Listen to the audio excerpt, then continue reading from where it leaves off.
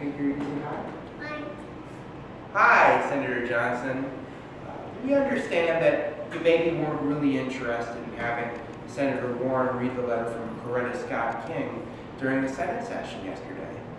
But we also understand that you did not object when Senator Merkley and Senator Sanders spoke earlier today in regards to the same letter. And we figured that, you're a man, we're men. Maybe if we would read this letter to you, maybe you'd actually be able to hear the entire letter from Coretta Scott King, and you would be able to understand why this was really important that Senator Warren speak this very important speech. We understand too that Senator Sessions has been confirmed as the Attorney General, but we still feel that this is a vital speech and it will inform you as we go forward with Attorney General Sessions. So if you don't mind, Senator, I think that sounds like a good idea. we're gonna read this letter to you, so that way, again, because as guys, you'll listen to us, right. We listen to you. But the thing is, I'm not gonna read it. Neither am I. Yeah. We've got some great people who are gonna read it to you. Mr. Chairman and members of the committee, thank you for allowing me this opportunity to express my strong opposition to the nomination of Jefferson Sessions for a federal district judgeship for the Southern District of Alabama. My long-standing commitment, which I shared with my husband Martin, to protect and enhance the rights of Black Americans, rights which include equal access to the democratic process, compels me to testify today. Civil rights leaders, including my husband and Albert Turner, have fought long and hard to achieve free and unfettered access to the ballot box. Mr. Sessions has used the awesome power of his office to chill the free exercise of the vote by Black citizens in the district he now seeks to serve as a federal judge. This simply cannot be allowed to happen. Mr. Sessions' conduct as U.S. Attorney, from his politically motivated voting fraud prosecutions to his indifference toward criminal violations of civil rights laws, indicates that he lacks the temperament, fairness, and judgment to be a federal judge. The Voting Rights Act was, and still is, vitally important to the future of democracy in the United States. I was privileged to join Martin and many others during the Selma to Montgomery March for voting rights in 1965. Martin was particularly impressed by the determination to get the franchise of Blacks in Selma and neighboring Perry County. As he wrote, certainly no community in the history of the Negro struggle has responded with the enthusiasm of Selma and her neighboring town of Marion.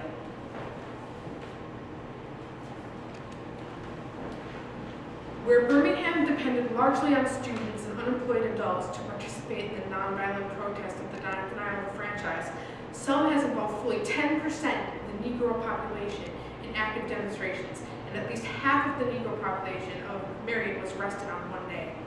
Martin was referring, of course, to the group that included the defendants recently prosecuted for assisting elderly and illiterate Blacks to exercise that franchise. In fact, Martin anticipated that from the depths of their commitment 20 years ago, that a united political organization would remain in Perry County long after other marchers had left. This organization, the Perry County Civic League, started by Mr. Turner, Mr. Hogue, and others, as Martin predicted, continued to direct the drive for votes and other rights.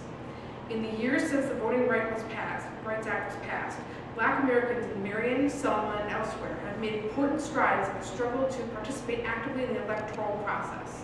The number of Blacks registered to vote in key southern states has doubled since 1965. This would not have been possible without the Voting Rights Act. However, Blacks still fall far short of having equal participation in the electoral process, particularly in the South. Efforts continue to be made to deny Blacks access to the polls, even where Blacks constitute the majority of the voters.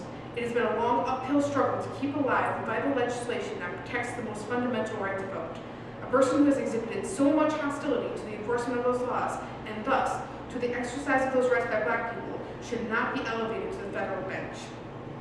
The irony of Mr. Sessions' nomination is that, if confirmed, he will be given life tenure for doing with federal prosecution what the local sheriffs accomplished 20 years ago with clubs and cattle prods.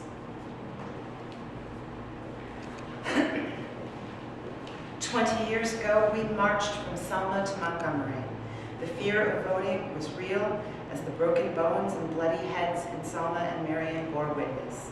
As my husband wrote at the time, it was not just a sick imagination that conjured up the vision of a public official sworn to uphold the law, who forced an inhuman march upon hundreds of Negro children, who ordered the Reverend James Bevel to be chained to his sickbed, who clubbed a Negro woman registrant, and who callously inflicted repeated brutalities and indignities upon nonviolent Negroes peacefully petitioning for their constitutional right to vote. Free exercise of voting rights is so fundamental to American democracy that we cannot tolerate any form of infringement of those rights. Of all the groups who have been disenfranchised in our nation's history, none has struggled longer or suffered more in the attempt to win the vote than Black citizens. No group has had access to the ballot box denied so persistently and intently. Over the past century, a broad array of schemes have been used in attempts to block the Black vote. The range of techniques developed with the purpose of repressing Black voting rights run the gamut from straightforward application of brutality against Black citizens who tried to vote to such legalized frauds as grandfather clause exclusions and rigged literacy tests. The actions taken by Mr. Sessions in regard to the 1984 voting fraud prosecutions represent just one more technique used to intimidate Black voters and thus deny them this most precious franchise.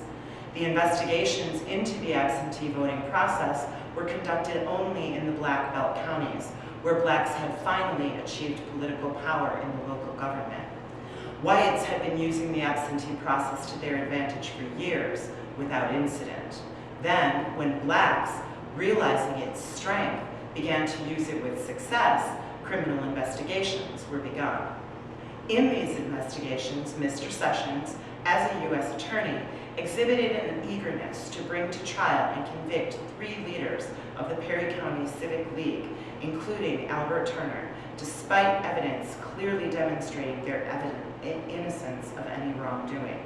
Furthermore, in initiating the case, Mr. Sessions ignored allegations of similar behavior by whites, choosing instead to chill the exercise of the franchise by Blacks by his misguided investigations. In fact, Mr. Sessions sought to punish older Black civil rights activists, advisors and colleagues of my husband, who had been key figures in the civil rights movement in the 1960s. These were persons who, realizing the potential of the absentee vote among Blacks, had learned to use the process within the bounds of legality and had taught others to do the same. The only sin they committed was being too successful in gaining votes. The scope and character of the investigations conducted by Mr. Sessions also warrant grave concern. Witnesses were selectively chosen in accordance with the favorability of their testimony to the government's case. Also, the prosecution illegally withheld from the defense critical statements made by witnesses. Witnesses who did testify were pressured and intimidated into submitting the correct testimony. Many elderly Blacks were visited multiple times by the FBI, who then hauled them over 180 miles by bus to a grand jury in Mobile when they could have more easily have testified in a grand jury 20 miles away in Selma. These voters and others have announced that they are now never going to vote again. I urge you to consider carefully Mr. Sessions' conduct in these matters. Such a review, I believe, raises serious questions about his commitment to the protection of the voting rights of all American citizens, and consequently, his fair and unbiased judgment regarding this fundamental right. When the circumstances and facts surrounding the indictments of Al Turner, his wife Evelyn, and Spencer Hogue are analyzed, it becomes clear that the motivation was political and the result frightening. the wide-scale chill of the exercise of the ballot for blacks who suffered so much to receive that right in the first place.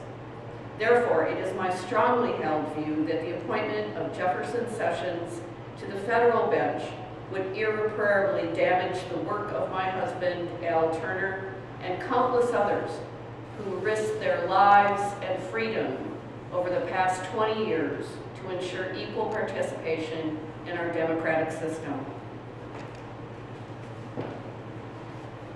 The exercise of the franchise is an essential means by which our citizens ensure that those who are governing will be responsible. My husband called it the #1 civil right. The denial of access to the ballot box ultimately results in the denial of other fundamental rights. For it is only when the poor and disadvantaged are empowered that they are able to participate actively in the solutions to their own problems. We still have a long way to go before we can say that minorities no longer be concerned about discrimination at the polls. Blacks, Hispanics, Native Americans, and Asian Americans are grossly underrepresented at every level of government in America. If we are going to make our timeless dream of justice through democracy a reality, we must take every possible step to ensure that the spirit and intent of the Voting Rights Act of 1965 and the 15th Amendment of the Constitution is honored. The federal courts hold a unique position in our constitutional system, ensuring that minorities and other citizens without political power have a forum in which to vindicate their rights. Because of this unique role, it is essential that the people selected to be federal judges respect the basic tenets of our legal system, respect for individual rights, and a commitment to equal justice for all. The integrity of the courts, and thus the rights they protect, can only be maintained if citizens feel confident that those selected as federal judges will be able to judge with fairness others holding differing views. I do not believe Jefferson Sessions possesses the requisite judgment, competence, and sensitivity to the rights guaranteed by the federal civil rights laws to qualify for appointment to the federal district court. Based on his record, I believe his confirmation would have a devastating effect on not only the judicial system in Alabama, but also on the progress we have made everywhere toward fulfilling my husband's dream that he envisioned over 20 years ago. I therefore urge the Senate Judiciary Committee to deny his confirmation. I thank you for allowing me to share my views. Senator Johnson, you voted to censure Senator Warren because, in the words of your majority leader, she persisted. You know what, Senator Johnson? Until we have equality for all, regardless of gender, color, orientation, religion, anything, I persist. I persist. I persist. I persist. I persist. I persist. I persist. We persist. Good job. I can't keep quiet. I can't keep